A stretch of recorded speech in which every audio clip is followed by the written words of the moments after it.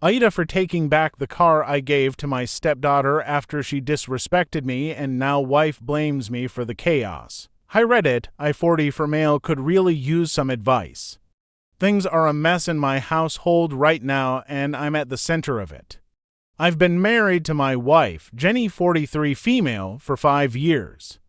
She has a daughter, Rose 17 female, from her previous marriage, and honestly, building a relationship with her has been one of the hardest things I've ever done. Rose has always been polite, at least on the surface, but it's clear I'm not her favorite person. From the beginning, she's made it known that I'm just mom's husband and nothing more. I get it. I came into her life when she was 12, which is an awkward and sensitive age, and I didn't expect her to suddenly welcome me with open arms or see me as a father figure overnight or ever, for that matter. But even though I knew it would take time, I wanted to build a connection with her. I've put in so much effort over the years. I've driven her to countless soccer practices and games, even rearranging my own schedule to make sure I could be there for her. I've stayed up late helping her with school projects, quizzing her before big tests, and proofreading essays.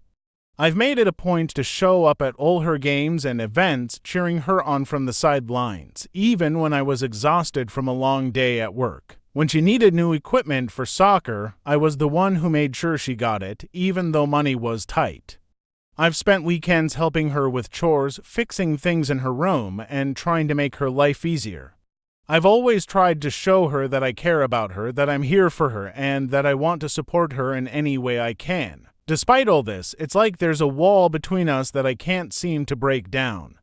She's polite but distant, and there's this underlying feeling that she tolerates me more than anything else.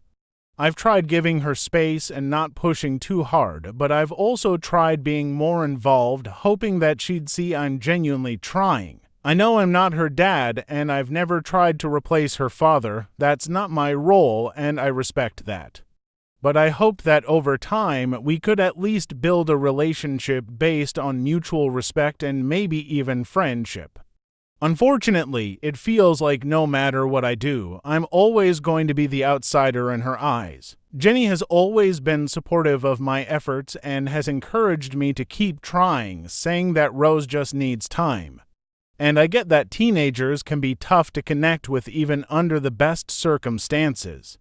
But after 5 years of trying, I'm starting to wonder if I'm fighting a losing battle. It's disheartening because I truly care about Rose. I see so much potential in her. She's smart, talented, and driven. I just wish she could see that I'm on her side, that everything I do is because I want her to succeed and be happy. But instead of feeling like a part of the family, I often feel like an intruder in my own home. This brings me to the current situation, which has made me question everything. It's a long story, and I'll get to the details, but let's just say it involves me trying to do something meaningful for Rose, only for it to backfire in the worst way possible. Now, I'm not only questioning my relationship with her, but also my role in this family altogether. Now, for some background, Jenny hasn't been working for the past 2 years. She decided to quit her stable job to pursue her dream of becoming an artist. At the time, I supported her decision wholeheartedly because I wanted her to feel fulfilled and happy. She'd spent years putting everyone else's needs ahead of her own, and I thought she deserved the chance to follow her passion. But, of course, that decision came at a cost. With Jenny no longer contributing financially, I had to step up and take on extra hours at work. I adjusted my schedule, worked overtime, and cut back on personal expenses to make sure we could keep up with the bills.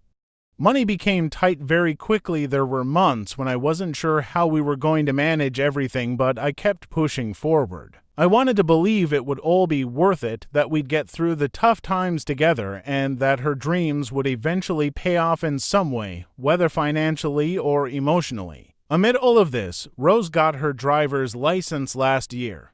She was so excited about the idea of having more independence, and I knew how much it meant to her. I wanted to do something special for her, something that would show her that I cared and that I was rooting for her success. Despite the financial strain we were under, I started saving every extra penny I could. I worked extra shifts and picked up side projects just to make it happen. After months of scrimping and saving, I finally had enough to buy her a used car. It wasn't anything flashy, just a 2010 Honda Civic, but it was reliable, in great condition, and perfect for a first car. I remember the day I handed her the keys. Her face lit up, and for a brief moment, it felt like all my efforts were worth it. She even gave me a hug, a rare, unexpected gesture from her, and it felt huge. That moment meant everything to me. I thought maybe this was a turning point in our relationship, that maybe she was starting to see how much I cared about her and how hard I was trying to be there for her. I hoped the car would give her the freedom she wanted and make her life easier, whether it was getting to school, soccer practice, or hanging out with friends. I genuinely believed this could be the start of something better between us. For the first time in years, I felt like I'd finally made a real connection with her, like maybe we were on the same page. But looking back now, I wonder if I was just fooling myself, if I wanted that connection so badly that I ignored all the signs that it wasn't really there. Fast forward to about a month ago, I was walking past Rose's room on my way to grab something when I overheard her talking on the phone with a friend. At first, I wasn't paying attention, it was just typical teenage chatter, but then I caught a sentence that stopped me dead in my tracks. I hate him. He's pathetic, thinking that car will make me like him. I just pretend to be nice so mom doesn't get mad. I froze in the hallway, my heart sinking as I replayed the words in my head. Was she really talking about me? The person who had worked countless extra hours to make sure she had that car. The person who had been there for her through everything, even when she barely acknowledged my efforts. Her words felt like a dagger to my heart. I can't even describe the mix of emotions that hit me all at once: anger, hurt, disappointment, and an overwhelming sense of betrayal. I've sacrificed so much for this family. I've worked long hours, put aside my own wants and needs, and given my all to make sure both Rose and Jenny are happy and cared for. I've never once asked for recognition or gratitude. I've just wanted to feel like I was making a difference, like my efforts mattered. Hearing Rose mock me like that, hearing her completely dismiss everything I've done for her, felt like a slap in the face. It wasn't just the words themselves, but the tone, the sheer disdain in her voice, as if I was some pathetic fool wasting my time trying to win her over. I tried to process it on my own, but it was eating me up inside. A few hours later, I decided to talk to Jenny about it. I thought she'd understand, that she'd see why I was so hurt. I recounted exactly what I'd overheard, hoping for some validation, maybe even some reassurance that Rose didn't really mean it. But Jenny's reaction blindsided me. She shrugged it off like it was no big deal. "She's a teenager," she said, waving her hand dismissively. "They say stupid things all the time. She doesn't mean it. Just let it go." Her words stung almost as much as Rose's. Just let it go. How was I supposed to let something like that go? This wasn't just a throwaway comment, it was a clear expression of how Rose truly felt about me, and it cut deep. But Jenny didn't seem to grasp that. She treated it like I was overreacting, like I was the one making this into a bigger deal than it needed to be. I tried to follow her advice. For the next week, I kept everything bottled up, but the hurt didn't go away. If anything, it got worse. I kept replaying Rose's words in my head over and over, dissecting every syllable. I started questioning everything. Had I been deluding myself all along? Was I really that pathetic in her eyes? Did she genuinely hate me, or was this just an exaggerated teenage outburst? Every time I looked at her, I felt a knot in my stomach. It wasn't anger. Exactly, it was more like a deep, lingering sadness. I started noticing little things that I hadn't paid attention to before, like the way she avoided me in the house or how her thank yous always felt forced. I began to wonder if everything she'd ever said to me had just been for show, an act to keep Jenny happy. Meanwhile, Jenny seemed completely unbothered. She carried on as if nothing had happened, urging me to move on whenever I brought it up. But I couldn't just brush off the fact that I'd poured my heart and soul into this family, only to be ridiculed and dismissed behind my back. The more I thought about it, the more unappreciated I felt, not just by Rose, but by Jenny, too. It's like all the sacrifices I've made, all the hard work I've put in, have been taken for granted. I've done everything I can to support Jenny while she pursues her dream of being an artist, even though it's put a huge financial strain on us. I've bent over backward to be there for Rose, to show her that I care and that I'm committed to this family. And yet, here I was, feeling like an outsider in my own home. The weight of it all started to crush me. I didn't know what to do or how to fix it, but one thing was clear: I couldn't keep pretending everything was fine. So eventually, I decided I couldn't keep this bottled up anymore. I needed answers. I needed to know if what I'd overheard was really how Rose felt, or if it was just a moment of teenage venting. One evening, after dinner, I asked her to sit down and talk. I was nervous, but I kept reminding myself that I deserved to know the truth. I started by explaining what I had overheard, hoping that maybe she'd apologize or explain herself, anything to show me that I'd misunderstood. Instead, she didn't even look surprised or try to deny it. She just shrugged and said, "Yeah, so I didn't ask for the car, so I don't owe you anything." That hit me even harder than what I'd overheard. It wasn't just her words, it was the way she said them, so nonchalant and indifferent, like my feelings didn't matter at all. I told her how much her words had hurt me, how much effort I'd put into saving up for the car because I wanted to do something special for her. I wanted her to see that I cared, that I wasn't just some random guy in her life, but someone who genuinely wanted to support her. Her response? She rolled her eyes like I was being dramatic and said, "If you're that upset, take the car back." I don't care. At that moment, something inside me broke. I'd tried so hard to build a relationship with her, to show her that I cared, and yet, all of it seemed meaningless to her. It was clear she didn't value my efforts or even see me as part of her life in any significant way. That comment, "I don't care," was the last straw for me. The next day, I made a decision. If she truly didn't care about the car, if it meant so little to her, then I wasn't going to let it sit there as a symbol of my failed attempts at connection. Using the spare key, I took the car, drove it to a dealership, and sold it. It wasn't an easy decision, but I figured the money could at least go towards something practical, like paying the bills I'd been struggling to cover since Jenny stopped working. At least then, it wouldn't feel like all that effort had been for nothing. When Rose found out, she was furious. She screamed at me, calling me a petty jerk and accusing me of punishing her for being honest. She said I was overreacting and acting like a child, and then she stormed off to her room. Jenny was equally upset. She said I had gone too far, that I should have consulted her before making such a drastic decision.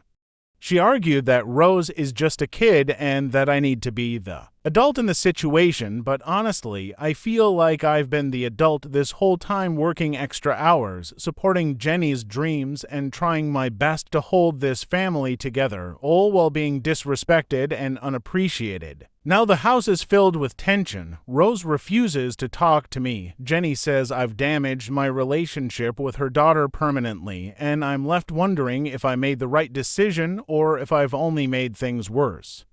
Jenny has even suggested I apologize to Rose and consider buying her another car, but I can't bring myself to do it. How could I reward behavior like that? How could I keep pouring my time, money, and energy into a relationship that feels so one-sided? I feel like I've hit my breaking point, but at the same time, I can't shake the guilt of wondering if I truly am the bad guy here. Am I wrong for what I did? Am I being petty? Or was this just me finally standing up for myself after years of feeling unappreciated? So, AITA for taking the car back. Should I have handled things differently? Is there any way to fix this? Or should I just stand my ground? Update. Hey Reddit, I wanted to thank everyone who took the time to read my original post and share their thoughts. The overwhelming response really gave me a lot to think about.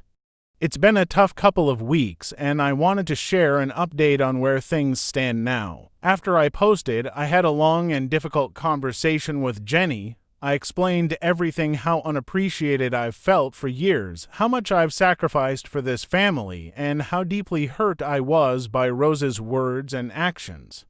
I told her that while I understand Rose is a teenager and still learning how to navigate her emotions, her behavior crossed a line, and it felt like neither of them respected or valued me as a person. Jenny listened, but it was clear she was struggling to see things from my perspective. She said that I overreacted by taking the car away and selling it without consulting her, and she still believes I should have handled the situation differently. That part of the conversation didn't go well, and honestly, it felt like we were talking in circles.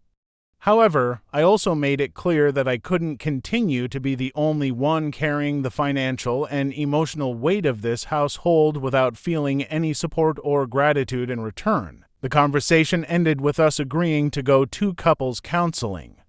Jenny acknowledged that things have been unbalanced since she left her job to pursue her art, and she admitted she hasn't really considered how much pressure that's put on me. It's a small step, but I'm hopeful that therapy will help us communicate better and find a way to move forward as a team. As for Rose, things are still tense between us. She's barely spoken to me since I sold the car, and when she does, it's short and cold. I've tried to approach her a couple of times to talk about what happened, but she's not interested in hearing me out. I'm giving her some space for now, but I've decided to write her a letter. I want to explain how much I've cared for her, why her words hurt me so deeply, and what I hope for our relationship moving forward.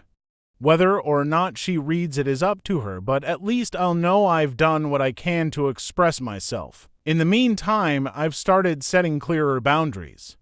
I told Jenny that I can't keep putting everything on hold to support her dream if I'm not getting the same level of effort and respect in return.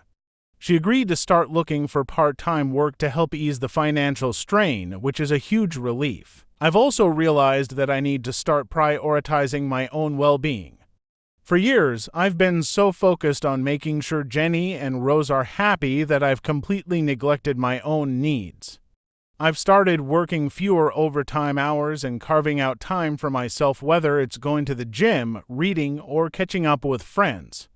It feels strange to put myself first for once, but it's also a little liberating. I don't know what the future holds, but I'm trying to remain hopeful. This situation has been incredibly painful, but it's also forced me to take a hard look at my life and what I need to feel valued and respected. Thank you again to everyone who shared their advice and encouragement. It means more than I can say. I'll keep you posted if there are any major updates, but for now, I'm taking things one day at a time.